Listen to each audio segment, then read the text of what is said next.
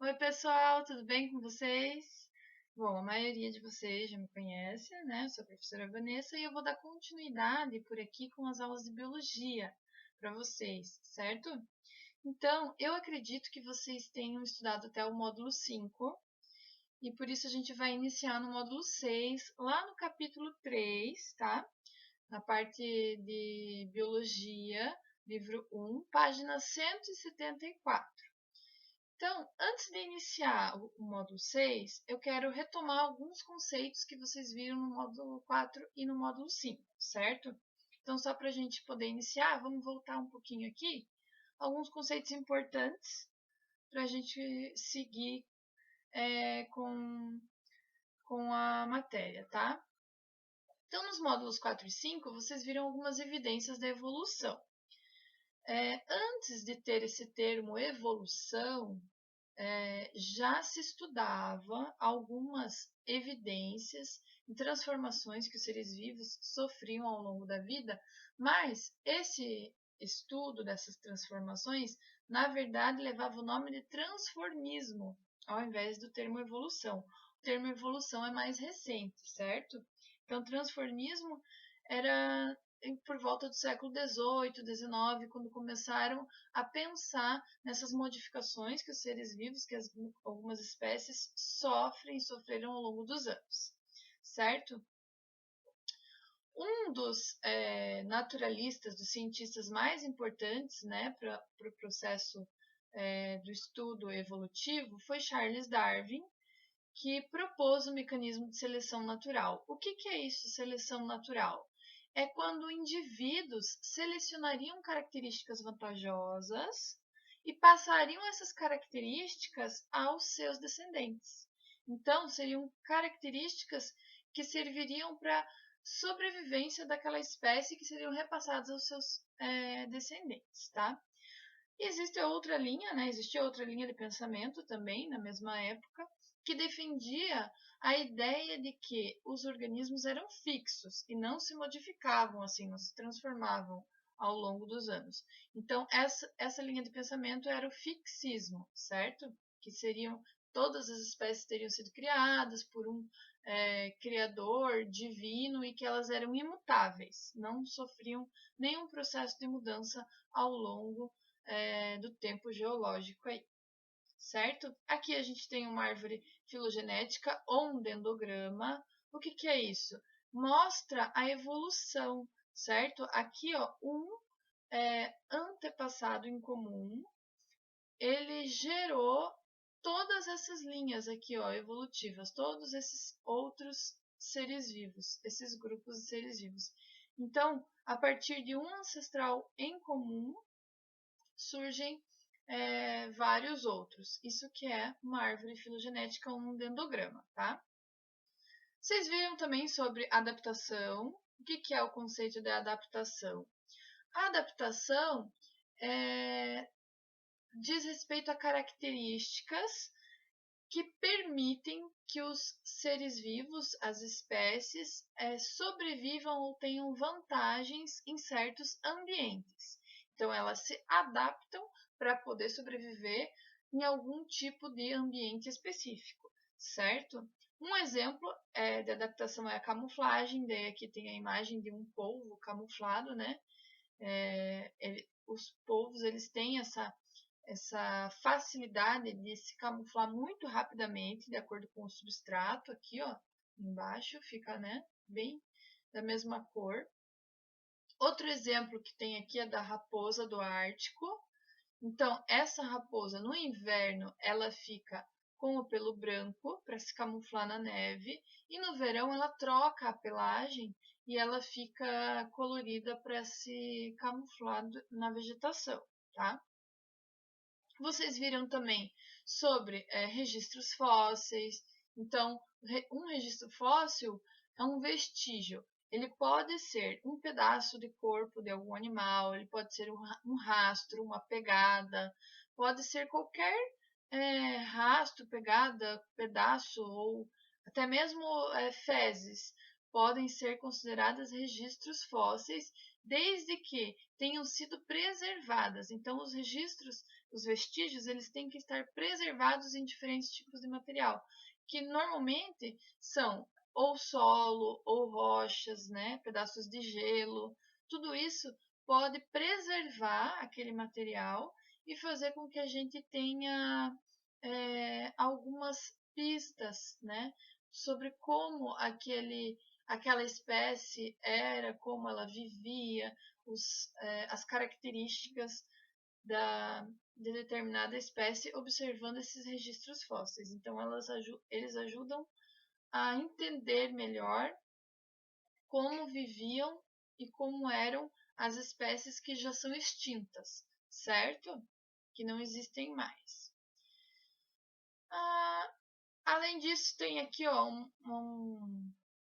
um item que fala sobre o paleontólogo, que é a profissão do cientista que estuda justamente esses registros fósseis, tá? De seres vivos que já não existem mais. Então, é uma área das ciências biológicas, a paleontologia, que se dedica ao estudo da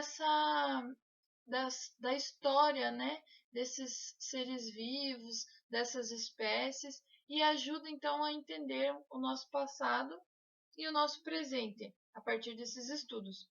É uma área interdisciplinar, está bem envolvida com a parte de geografia também, tá? Além de biologia. E agora sim, então, página 174, o módulo 6. A gente vai falar um pouquinho sobre ancestralidade e parentesco. Para entender um pouquinho mais sobre esse assunto, vamos pensar nos membros anteriores de algumas espécies. Por exemplo, se eu pegar os membros anteriores do próprio ser humano, os braços, se eu pegar os membros anteriores das baleias, por exemplo, né, que seriam as nadadeiras, ou os membros anteriores de uma ave, que seriam as suas asas, todos esses membros anteriores têm uma mesma origem embrionária, porém eles têm funções distintas, diferentes, certo? As asas das aves vão auxiliar no voo, as nadadeiras da baleia vão auxiliar no nado. Então, são funções diferentes de acordo com o ambiente em que essas espécies vivem, mas todos têm a mesma origem embrionária. E por isso, a gente pode afirmar que eles têm um ancestral em comum, por causa dessa estrutura óssea similar, semelhante, certo? Então, apesar das funções serem diferentes, a estrutura óssea é semelhante e por isso eles têm o mesmo ancestral, têm uma mesma origem embrionária. Quando eu tenho essas características, eu posso dizer que esses órgãos são homólogos. Então, órgãos homólogos têm a mesma origem, o mesmo ancestral, porém têm funções diferentes. Por que eles podem ter essas funções diferentes? Porque eles podem ter sofrido um processo chamado divergência adaptativa. Então, quando ocorre a divergência adaptativa, diverge, ou seja, diferencia, a função desses órgãos vai se diferenciar e se adaptar ao determinado ambiente que ele vive, seja ele aquático, terrestre, né, marinho. Então, vai variar conforme o ambiente. Isso que é divergência adaptativa, certo? É quando órgãos homólogos acabam tendo funções diferentes. Já os órgãos análogos, eles têm a mesma função, mas eles têm origens embrionárias diferentes, não tendo um mesmo ancestral, então, em comum.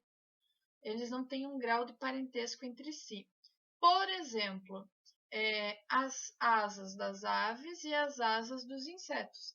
Elas têm a mesma função, auxiliar no voo, mas a estrutura é totalmente diferente. Então, a asa de uma ave tem uma estrutura óssea, né, bem complexa e diferente da asa de um inseto, por exemplo. Então, a gente chama isso de órgãos análogos. Esses órgãos análogos, quando eles têm a mesma função, como, né, no caso do inseto e da ave, que tem as asas, a mesma função auxiliar no voo, eu chamo isso de convergência adaptativa. Convergência significa ir ao mesmo ponto, convergir. Então, eles vão para a mesma linha, para o mesmo objetivo, que é, no caso da asa, né, auxiliar no voo, voar. Então, foi a adaptação que acabou convergindo para o mesmo ponto. Isso é convergência adaptativa, tá? Órgãos que têm diferentes estruturas e origens embrionárias, mas têm a mesma função igual. Então, se tornam convergentes. Aqui a gente tem uma imagem que mostra bem essas estruturas. Então, a mão do ser humano é homóloga à asa do morcego e à asa da ave. Né? Vocês podem ver que tem os ligamentos aqui, ó, entre um osso e outro, e é uma estrutura similar. A nadadeira da baleia também é homóloga à mão do ser humano e à asa da ave. Já a nadadeira do peixe ou a asa do inseto, elas estão aqui ó, na analogia, porque são estruturas análogas. Apesar de tanto a nadadeira do peixe quanto a nadadeira da baleia servirem né, para o mesmo objetivo, nadar, elas não têm a mesma estrutura. Ó. Pode ver aqui que é bem diferente. Essa aqui não tem ramificações né, dentro da estrutura óssea. A asa do inseto nem estrutura óssea tem. Então, é uma estrutura análoga da asa da ave, certo? Então, continuando, página 175, pode mudar lá. A gente vai falar agora sobre estruturas vestigiais, que são estruturas que não têm uma função específica ou que essa função já foi modificada ao longo dos anos nas diferentes espécies, certo? Por exemplo, a gente tem aqui uma imagem do apêndice vermiforme. Aqui é no coelho e aqui no ser humano. Apêndice vermiforme fica na porção final aqui ó, do intestino, né? Na porção final do seco. E aqui também o intestino grosso tem o seco e o apêndice vermiforme no humano. Essa parte que está em amarelo aqui e em amarelo aqui, certo? O que é isso? Por que a gente diz que no ser humano é uma estrutura vestigial? Porque ela não tem a mesma função que tem nas outras espécies e não tem uma função específica ou muito nítida, certo? Na maioria das espécies de herbívoros, o apêndice vermiforme ele vai servir para digerir celulose, que é um dos alimentos né, dos herbívoros. Já em carnívoros e nos seres humanos, o apêndice vermiforme ele não faz essa função de digestão de celulose. Então, ele está ali presente, é um órgão vestigial, porque ele não tem mais essa função, certo? Há alguns estudos que relatam que a função do apêndice no ser humano é uma função que se relaciona com a imunidade. Então, acaba ajudando na imunidade da pessoa. Mas, por mais que a pessoa tenha algum problema no apêndice, precise tirar o apêndice, ela consegue sobreviver tranquilamente sem.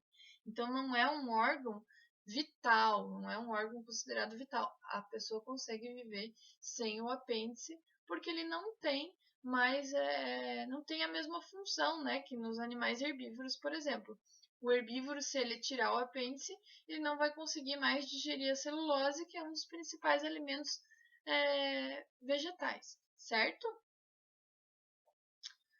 É preciso só tomar algum cuidado aqui, ó, agora, para não acabar achando que os órgãos ou as estruturas vestigiais perderam as suas funções por causa do meio ambiente. Não é isso, tá? Alguns indivíduos podem ter apresentado, por exemplo, no caso do apêndice, né? Um apêndice um pouco menor e mesmo assim não sofreram nenhum tipo de impacto, conseguiram sobreviver bem e acabaram passando essa característica para os seus descendentes. de ter o apêndice cada vez menor e com menos funções. Por isso, talvez essa característica tenha sido selecionada e repassada aos descendentes, tá? Então, na verdade, ela não tem essa alteração, ela não tem influência direta do ambiente, mas sim pode ter sido ao acaso e foi uma característica que acabou sendo repassada aos descendentes até que hoje, né, todos os seres humanos têm o apêndice vermiforme, que é um órgão vestigial sem aquela função principal, que seria digerir celulose, igual nos animais herbívoros, certo? Outro exemplo de estrutura vestigial é o siso. Então, o dente do siso é uma estrutura vestigial que não tem, acabou perdendo a sua função.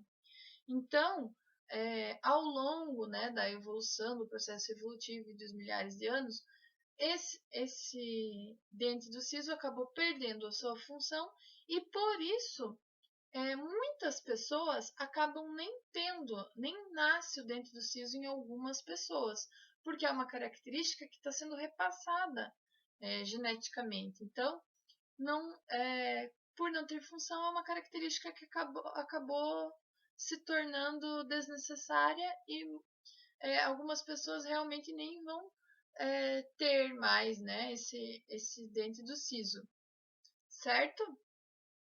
Agora vocês vão fazer os exercícios. Então, podem pegar lá na página 177, o finalzinho aqui, ó. Eu vou ajudar vocês nos exercícios de aplicação e depois vocês vão fazer sozinhos os propostos e os para conferir, tá? Então, o primeiro aqui, ó, número 1, exercício de aplicação. O nome do processo dado às modificações sofridas ao longo do tempo pelos seres vivos é evolução, certo? Evolução é esse processo de modificação ao longo dos milhares de anos que os seres vivos podem sofrer. Número 2. Considerando golfinhos e baleias, que são espécies aparentadas, ou seja, têm um ancestral em comum, certo? Ambos estão distantes de um peixe comum. Explique sobre os órgãos análogos e homólogos. Então, aqui, primeiro, as nadadeiras dos golfinhos e das baleias são estruturas homólogas. Por quê? Elas têm a mesma origem embrionária, tá? Então, elas são estruturas homólogas, que já tem, né, já provém de um ancestral em comum. Já a nadadeira de um peixe qualquer que vocês pegarem lá para comparar, tem a mesma função da nadadeira da baleia e do golfinho, mas não tem a mesma origem embrionária. A nadadeira do peixe é diferente. Então, é uma estrutura análoga, porque apesar de ter a mesma função, não tem a mesma origem embrionária e não provém do mesmo ancestral em comum, certo? Seguindo lá o 3, o último aqui dos da aplicação. Quando a semelhança entre estruturas animais não é sinal de parentesco, mas conseguida pela ação da seleção natural sobre espécies de origens diferentes, fala-se em convergência adaptativa. Então, ó, convergência adaptativa é quando não tem a mesma origem, o mesmo parentesco ou ancestral comum, mas acaba convergindo para a mesma função. Lembram lá da asa, né, do inseto, da asa da ave? Então, é uma convergência adaptativa. Tem a mesma função, mas origens diferentes. Então, agora vocês vão continuar os exercícios, fazer os exercícios propostos da página 178 e 179 e os para conferir, que é um resumo, então, dos módulos 4, 5 e 6, tá? Aí, na próxima aula, eu trago a correção e vocês vão poder conferir se conseguiram, né, realizar os exercícios, se está tudo certinho, tudo tranquilo, tá? Então, se ficar alguma dúvida sobre esse assunto, durante a realização dos exercícios, vocês também podem entrar no fórum, lá no Sponte. Então, entrem no fórum, deixem a sua pergunta, que daí, assim que eu visualizar, eu puder, eu já respondo, e é uma maneira da gente interagir por lá, tá? Então, não deixem de tirar as dúvidas que forem surgindo pelo fórum. Tranquilo? Então, pessoal, por enquanto é isso. Até a próxima aula e bons estudos!